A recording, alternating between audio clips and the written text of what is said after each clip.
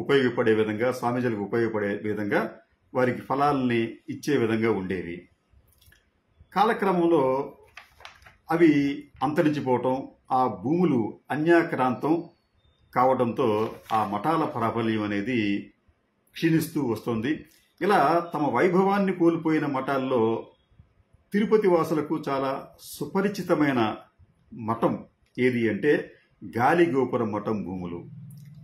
గాలిగోపురం మఠం, ఈ మఠానికి దాదాపు 600 సంవత్సరాల చరిత్ర ఉంది. దీనికి వందలాది ఎకరాల పూర్వం ఉండేవి. పూర్వకాలంలో ఉత్తర భారతదేశం నుంచి వచ్చే వైష్ణవులు తిరుమల సందర్శించడానికి ముందు ఈ మఠంలో సేద తీరేవారు. అలాగే వారు అక్కడి నుంచి వస్తూ ఈ మఠానికి విలువైన కానుకలు కూడా ఇస్తూ ఉండేవారు. ఫలితంగా ఆ మఠం అనేది అత్యంత వైభవంగా వెలసిల్లేది అని చరిత్ర చెబుతోంది. ఈ మఠానికి ఉన్న వందలాది ఎకరాలు క్రమంగా తగ్గుతూ 1956 నాటికి కేవలం 85 ఎకరాలు మాత్రమే ఉన్నాయి అని కొన్ని రికార్డులు చెప్తున్నాయి. ప్రస్తుతం అయితే ఎండోమెంట్ వారు చెప్తున్న దాని ప్రకారం అయితే సుమారుగా 23 ఎకరాలు మాత్రమే కనిపిస్తున్నాయి. అయితే ఈ 23 ఎకరాల్లో ఒక్క అంగుళం కూడా మినహాయింపు లేకుండా మొత్తం ఆక్రమణలకు గురయ్యింది. ఆక్రమణదారులు దీన్ని ఆక్రమించారు. అక్కడ చాలా విలువైన భవంతులు, కార్యాలయాలు నిర్మించుకున్నారు. అనేక సంవత్సరాలుగా వాటి ఫలాలను అనుభవిస్తున్నారు. అయితే వారెవరికి కూడా వాటి మీద పూర్తి హక్కులు లేవు. ఈ మఠాన్ని ఎండోమెంట్ శాఖ స్వాధీనం చేసుకున్నప్పటికీ వివిధ కారణాలతో వారి పేరున పూర్తి హక్కులు ఇవ్వలేకపోయింది.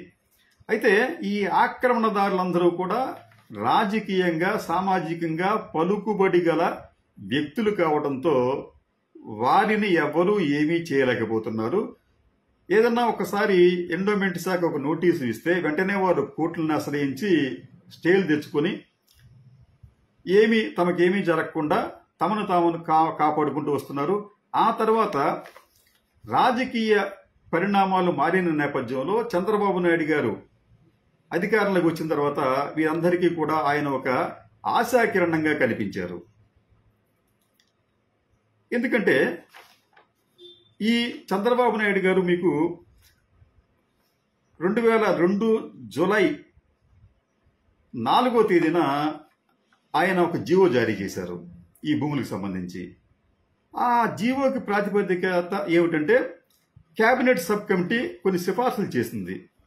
ఏమిటంటే ఈ భూములను ఆక్రమించుకొని అనుభవిస్తున్న వారికి ఇది కేవలం అంటే గజం భూమిని కేవలం 500 రూపాయలకు వారికి ఇచ్చేయాలి. అంటే ఈ ఆక్రమించుకున్న వారు గజానికి 500 రూపాయలు చొప్పున చెల్లిస్తే వారి పేరున పూర్తిగా హక్కులు లభిస్తాయి, రెగ్యులరైజ్ అయిపోతుంది. ఇటువంటి జీవో తేవడంతో ఆ రోజుల్లో సుమారుగా ఒక 230 అంటే సర్వే నంబరు 233లో కొంతమందికి ఉపశమనం లభించింది.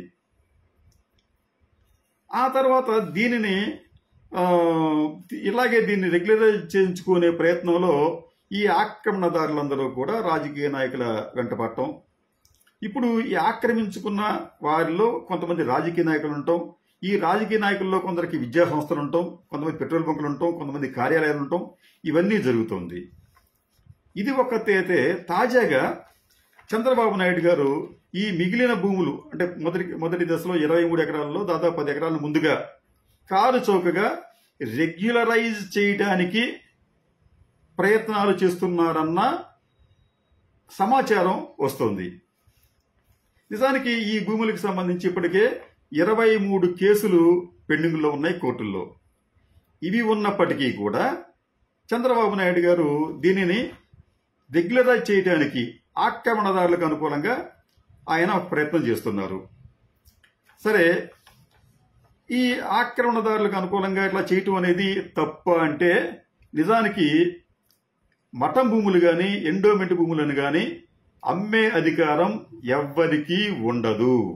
నిజానికి ఎండోమెంట్ కూడా దీనిని ఒక మఠం నుంచి తీసుకుంది కాబట్టి దానిని అమ్మే హక్కు వీరికైతే ఉండదు. ఇప్పుడు ప్రభుత్వం ఏం చేస్తుందంటే వీటిని కారు చౌకగా అమ్మే ప్రయత్నం చేస్తుంది. ఎంత కారు చౌకగా అంటే మనం నమ్మలేము. అది దాదాపు ఇప్పుడు ఉన్న ఈ భూముల విలువ తిరుపతిలో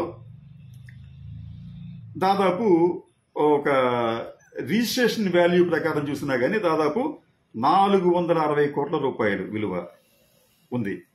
దీనిని కేవలం 1,35,000 రూపాయలు ఎకరానికి చొప్పున ఈ ప్రభుత్వం రెగ్యులరైజ్ చేసే ప్రయత్నం చేస్తోంది. ఎలా మనం ఈ ఫిగర్కి ఎరావయ్యామంటే ఇక్కడ సుమారుగా మనం అనుకున్నట్టుగా 23 ఎకరాలు ఉంది. కానీ మనం గజాల లెక్కను చూస్తే ఒక ఎకరానికి 4,840 గజాలు వస్తాయి. ఒక్కొక్క గజం విలువ ఈ రోజున రిజిస్ట్రేషన్ వాల్యూనే దాదాపు 40,000 వరకు ఉంది.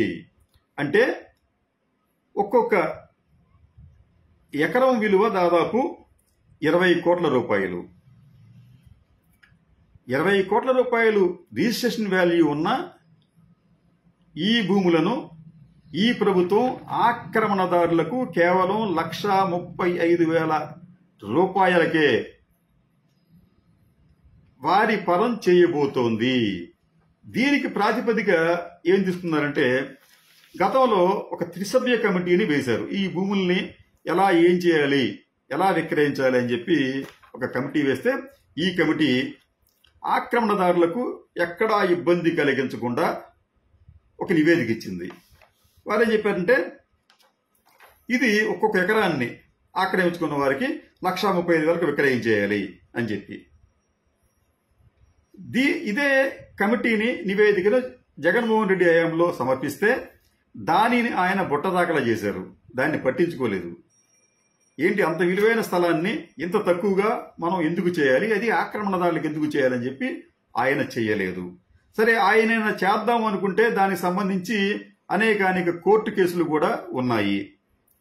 ఈ నేపథ్యంలో ఆయన దిగిపోయిన వెంటనే కూటమి ప్రభుత్వం అధికారంలోకి వచ్చిన వెంటనే దీని మీద దృష్టి సారించి ఆ కమిటీ నివేదిక బూజు దులిపి దుమ్ము దులిపి దానిని మళ్లీ ఆచరణలోకి తీసుకువచ్చే ప్రయత్నాలు చేసింది. చేయడమే కాకుండా దీనికి సంబంధించి హైకోర్టులో గతంలో వారు ఒక ఉత్తర్వులు ఇచ్చారు. దీని మీద ప్రభుత్వ స్పందన తెలియజేస్తే మేము కూడా ఒక నిర్ణయం తీసుకుంటామని చెప్పి హైకోర్టు చెప్పింది.